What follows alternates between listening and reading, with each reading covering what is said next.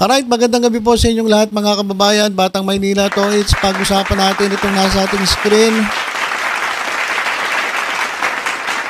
Inamin na po ni Senator Raffy Tulfo na nahuli nga yung sasakyan ng kanyang anak na dumaan po dyan po sa EDSA busway. So inamin po yan ni Raffy Tulfo nung siya po ay na-interview dyan mismo sa Senado. At sabi ni Raffy Tulfo, etong kanyang anak na si Quezon City 2nd District Representative Ralph Wendell Tulfo ay dumaan po dyan sa EDSA busway at nahuli. So kinukumpirma dito yung ating video nung nakaraan na kung saan pinakita din naman natin na etong kanyang anak ay hindi naman tumangging matikitan. At in fact, pinakita natin yung ticket. Tinikitan po. Kasi hindi po yung anak niya natikitan. Siyempre natikitan yung driver. So natikitan yung driver ng anak ni Senator Raffy Tulfo. So wala pong nangyaring sigawan. Wala pong nangyaring pang-aabuso. Nagpatiket po sila. At ibig sabihin, tinanggap nila ang kanilang pagkakamali nang sila ay dumaan dyan sa EDSA busway. So sabi ni Raffy Tulfo, wala naman daw siyang nakikitang problema sa insidente. Pero kahit ganon ay pinagalitan niya etong si Ralph Wendell Tulfo. So pinagalitan daw niya. Pero wala naman daw siya nakitang problema kasi unang-una hindi naman tumakas. Pag hindi daw tumakas, wala akong nakikitang problema. Hindi naman daw ng abuso kasi pag hindi siya ng abuso at hindi naman nagbura, wala akong nakikitang problema, sabi ni Tulfo dun sa mga reporter. Inadmit naman niya, hindi naman siya nagsinungaling at nag-apologize siya, so wala akong nakikitang problema doon as long na hindi siya tumakas, hindi siya gumamit ng plakang 8. Wala po kasing plakang 8, pero may nakita ko doon na nakasulat House of Representatives. Pero hindi po 8 yung yung plate number ng sasakyan.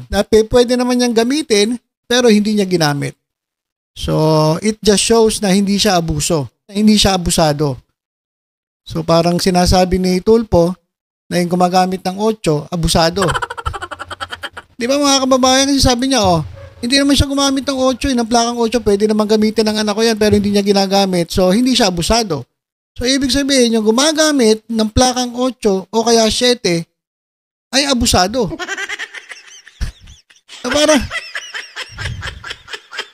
Parang gano'n ang pinapalabas ni Senator Raffy Tulfo.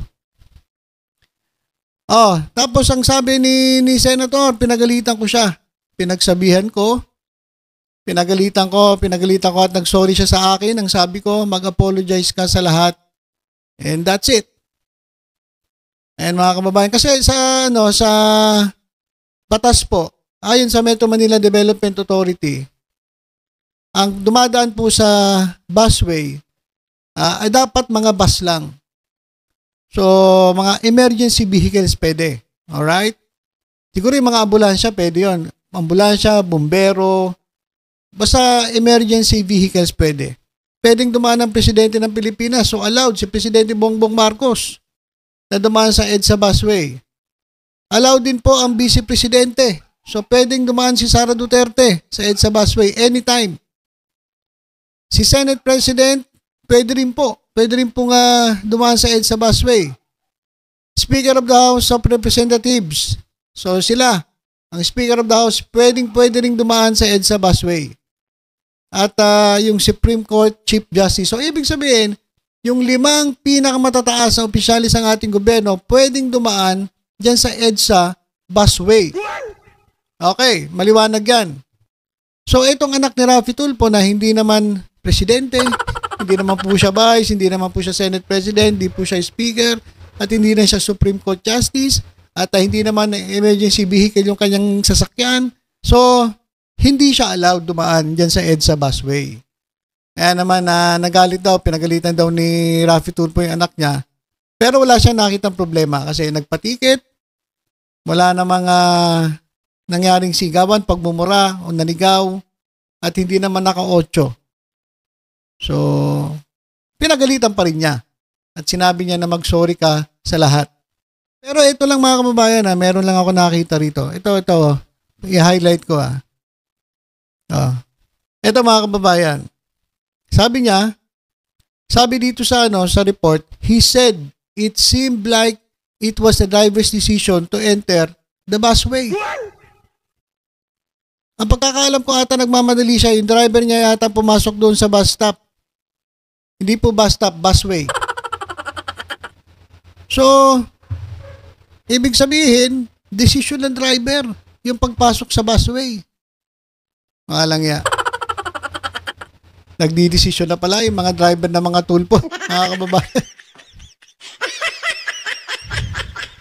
Pwede ba yun? Pwede ba yun? Ako ba pinagloloko ninyo? Niloloko nyo ba kami? Na magdidesisyon yung driver, siya ang masusunod, hindi yung boss niya, na dito po sa pagkakataong ito ay yung anak ni Rapi Tulfo na si Ralph Wendell Tulfo. So yung driver ni Ralph Wendell Tulfo ang nasunod. Walang ya. Ano naman niloloko nyo kami, parang hindi naman kapanipaniwala. Eto na nga okay na nga Okay na naintindihan na nga namin nagpatikit na wala na, okay na. Okay na yun Pero ba't parang pinalalabas nyo pa na desisyon ng driver? Parang hindi naman kapanipaniwala yan na yung driver yung nagdesisyon na pumasok doon. Kalokohan niya. Ito mga to, okay na sana, nagsorry na nga Nagpaliwanag na nga Kaso meron pa ding hirit. Meron pa ding sinasabi na yung driver daw ang nagdesisyon pumasok. Ano ba naman yan? Aminin nyo na lang kasi na nagkamali. Huwag nang magpalusot. Papalusot pa Ito mga kababayan, panoorin natin itong sinabi ni Rafi Tulfo tungkol sa pangyayari. Tumakas o hindi. Pag hindi tumakas, wala akong nakikita problema. Pag hindi siya ng abuso, hindi nagmura, wala akong nakikita problema. At naka-8 bang plaka niya, hindi. Regular plate lang sir. Pwede yung dumamit sir. Oo, yung dumaan siya mismo doon. Well, inadmit naman niya, hindi naman siya sinungaling at nag-apologize siya. So, wala nakikita problema doon. As long as hindi siya tumakas, hindi siya gumamit ng plaka, which karapatan niya gumamit, pero hindi siya gumamit, just shows na hindi siya abusado. Kaya lang, it so happened na nagamit ngayon at it seemed in the driver. Ang pagkakaalam ko ata, nagmamadali siya.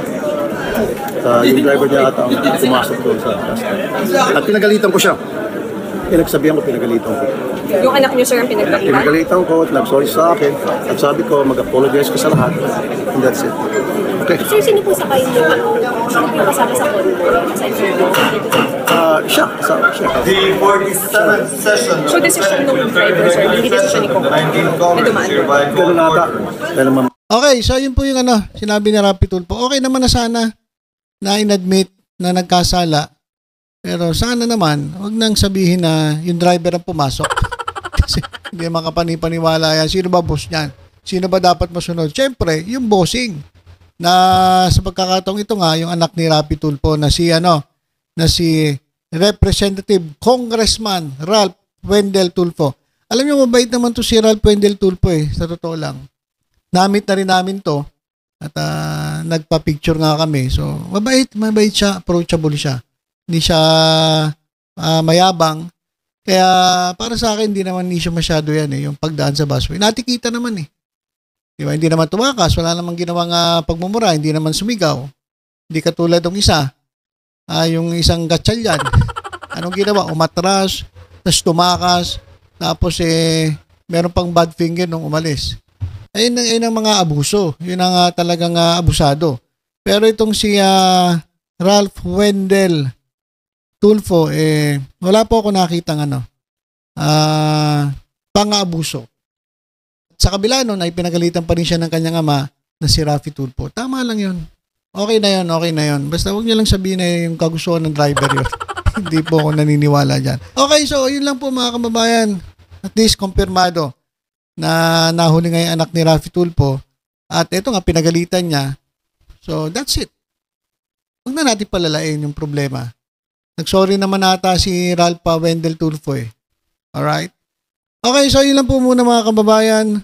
Tutok-tutok lang po dito sa Batang Maynila Toys sa iba pang updates. Ingat po tayong lahat. God bless po.